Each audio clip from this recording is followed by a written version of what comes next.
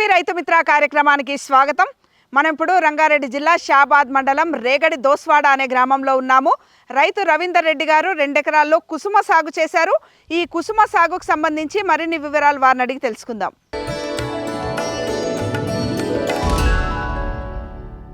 రవీందర్ రెడ్డి గారు నమస్కారం అండి. నమస్తే మేడం. 2 ఎకరాల్లో కుసుమ సాగు చేశారు కదా, విత్తనం ఎప్పుడు వేసుకున్నారు, ఎంత విత్తనం పట్టింది? ఎకరానికి 3 నుంచి 4 కిలోలు పడుతుంది మేడం. ఎకరానికి డిఏపి అటువంటి ఏం వాడకున్నా కింద సత్వ బాగుంటే బాగా పంట వెళ్తుంది. కాదు మనకు సత్వ తక్కువ ఉంది అనుకో, ఓ డిఏపి సంచి ఎకరానికి వేయాల్సి వస్తుంది. మనకు దున్నుకునే ముందు, విత్తనం వేసుకునే ముందు విత్తనం వేసుకుంటూ దాంట్లోనే మిషన్లు వేస్తే సరిపడుతుంది. ఇప్పుడు విత్తనం ఎప్పుడు వేసుకున్నట్టు? ఇది విత్తనము అక్టోబర్ తర్వాత వేస్తే వర్షాలకు అనువుగా దొరుకుతుంది, మళ్ళీ పంట కూడా రాదు. వర్షాలు పోయిన తర్వాత వేసుకుంటే బాగా వస్తుంది. అక్టోబర్ సెప్టెంబర్ లాస్ట్ వారాలలో వేస్తే సరిపడుతుంది. వర్షాలు తగ్గిపోయినాక వేసుకోవాలి. దీనికి ఇంకా నీళ్లు ఏం అవసరం లేనట్టున్నాయి. నీళ్లు అటువంటి ఏది అవసరం లేదు. కానీ మనకు డిఏపి అటువంటి వేసుకొని మందు మిషన్ల విత్తనాలు ఎకరానికి 3 నుంచి 4 కిలోలు పడతాయి. అంతే వాడాలి మేడం.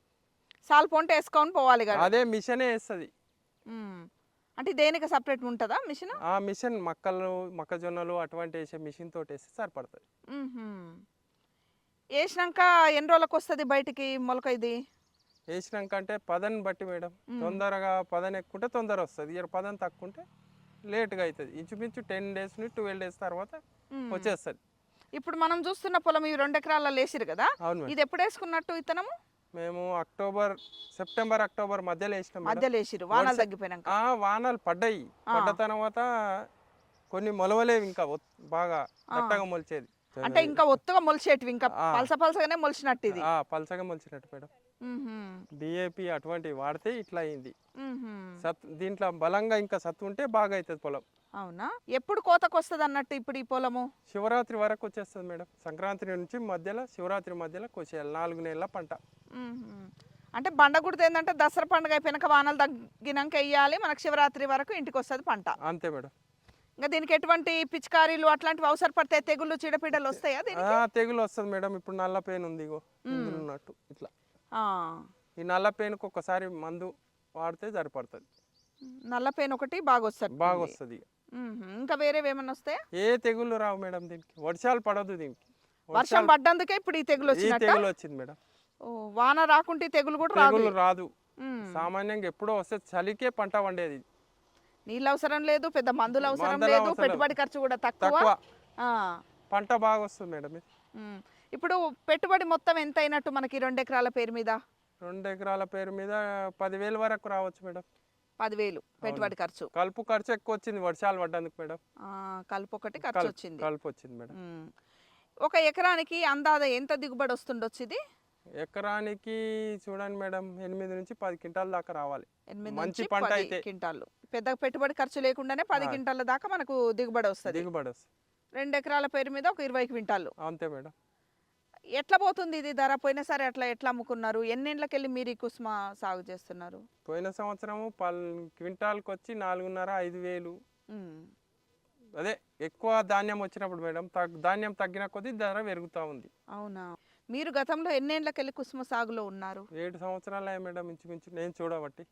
ఇంతకు ముందు ఇక అమ్మ నాయనలు చేసే వ్యవసాయం మనకు అంత తెలియదు. అంటే మీ ప్రాంతంలో కుసుమ కూడా ఒకప్పుడు పండించే వాళ్ళు? అవును మేడం. ఇప్పటికి కూడా చాలా మంది కుసుమ నూనె కూడా వంట నూనెగా వాడుకుంటారు కదా? అవును మేడం. ఇది ఆర్గానిక్ సంబంధించిన దాని లెక్కనే మేడం. ఎక్కువ మందులు వాడేది లేదు. అవును.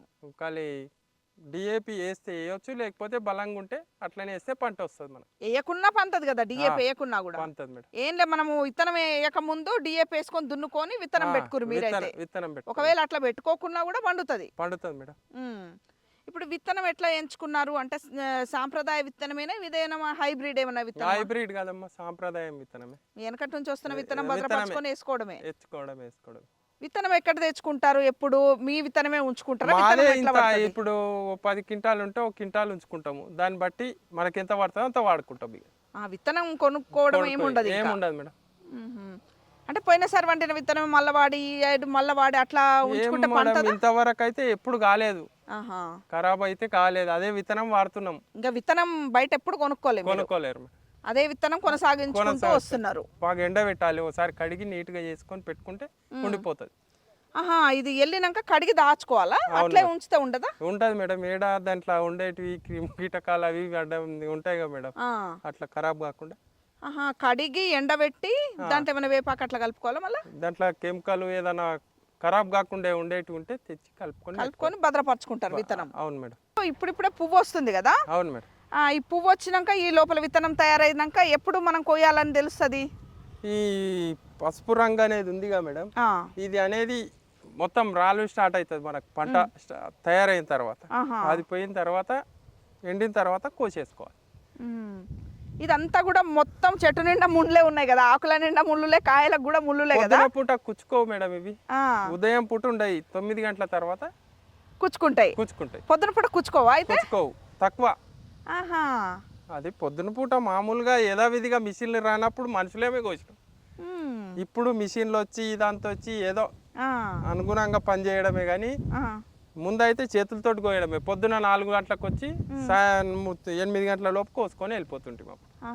ఇప్పుడేమో మిషన్లు వచ్చి పరికరాలు వచ్చినాక హార్వెస్టర్స్ వచ్చి అవే కోస్తున్నాయి. ఇంతకు మునుపు అయితే మామూలుగా మనమే కోసుకొని దులుపుకునేది, కొట్టేదిగా మేడం. సంచిలో తాన పెట్టి మనం ఒరిసేని ఎట్లా చేస్తామో అట్లా చేస్తుంటాం. ఇప్పుడు ఈ పరికరాలు వచ్చినాకనే అంతా ఇది. ఇవి చెట్టు నిండా ముండ్లే ఉన్నాయి కదా, మరి జంతువులు ఏమన్నా వస్తాయా దీన్ని తింటాయా? ఈ కోతులు కావచ్చు, నెమళ్ళు కావచ్చు, నెమలి ఒక్కటి తింటదని తెలుసు మేడం. ఇక జంతువులు అలాంటి అది ఒక్కటైతే తింటది నెమలి. కోతులు ఏమైనా ఇబ్బంది పెడతాయి ఈ పంటని? ఇప్పుడు మన దగ్గర అయితే లేవు, చూడలేదు మేడం. అవునా?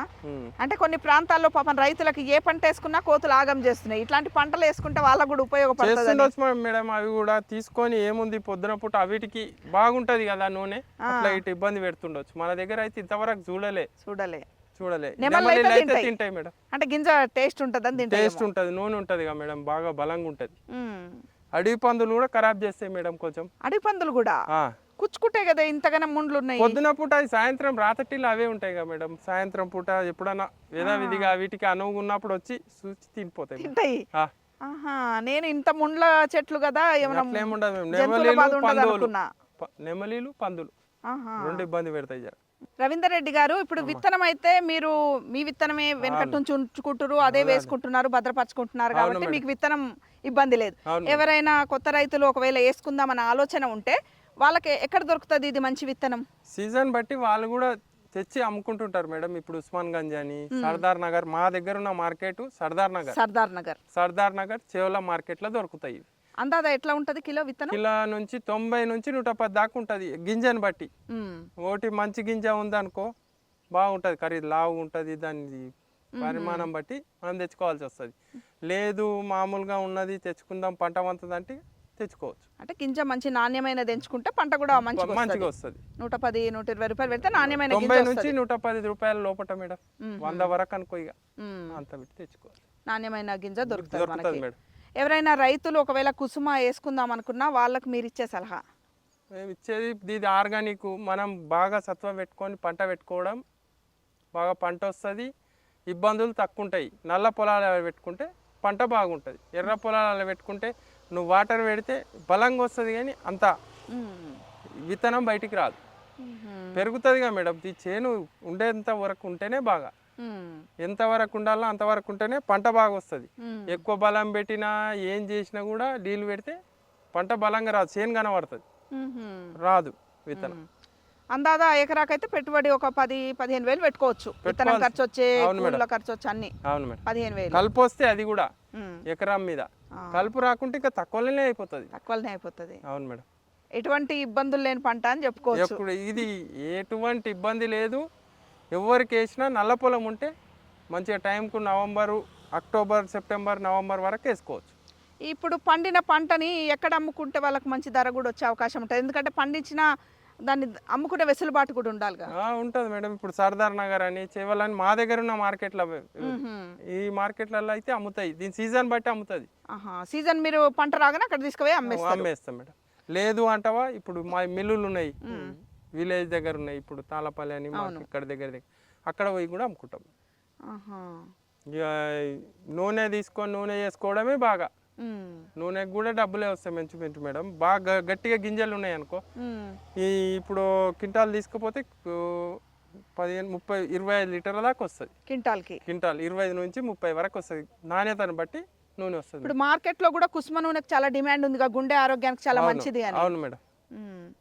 మద్దతు ధర కూడా ప్రభుత్వం నిర్ణయించినట్టుంది కుసుమకి, ఎంఎస్పి ఉండొచ్చు మేడం. నేను అంతవరకు ఇక ప్రభుత్వానికి మేము వేయలేదు మేడం, మించి మేము మార్కెట్లలో అమ్ముకున్నాం కదా. అవునా? ఇప్పుడు ఈ సంవత్సరం చూస్తే తెలవాలి మేడం మాకు. మీ షాబాదు చేవెళ్ళ మండలాల్లో కూడా కుసుమ సాగు ఎక్కువే ఉంటట్టుంది. అవును మేడం. షాబాద్, చేవెళ్ళ, ఇక్కడ ఏదంటే ఒక పూడూరు, ఇక్కడ నల్ల పొలాలు ఎక్కడున్నా పంటకైతే ఇది నాణ్యమైన పంట, మళ్ళీ నీకు ఇబ్బంది లేని పంట. ఏది ఆ విధంగా ఇది ఖరాబ్ చేస్తుంది ఇది ఖరాబ్ చేస్తుంది అనే పంట కూడా లేదు. జంతువులు కూడా ఏం ఖరాబ్ చేయగలడు మేడం. అంతే, ఇక గ్యారంటీగా మనకు దిగుబడి వస్తుంది అని చెప్పుకోదగ్గ పంట. అవును madam. Thank you Ravinder Reddy గారు, మంచి సమాచారం ఇచ్చారు. నల్లరేగడి భూముల్లో అతి తక్కువ పెట్టుబడి ఖర్చుతో సాగు చేయదగ్గ ఒక మంచి పంట కుసుమ అని రైతు చెప్తున్నారు. మరో అంశంతో మళ్ళీ కలుద్దాం. అంతవరకు సెలవు, నమస్కారం.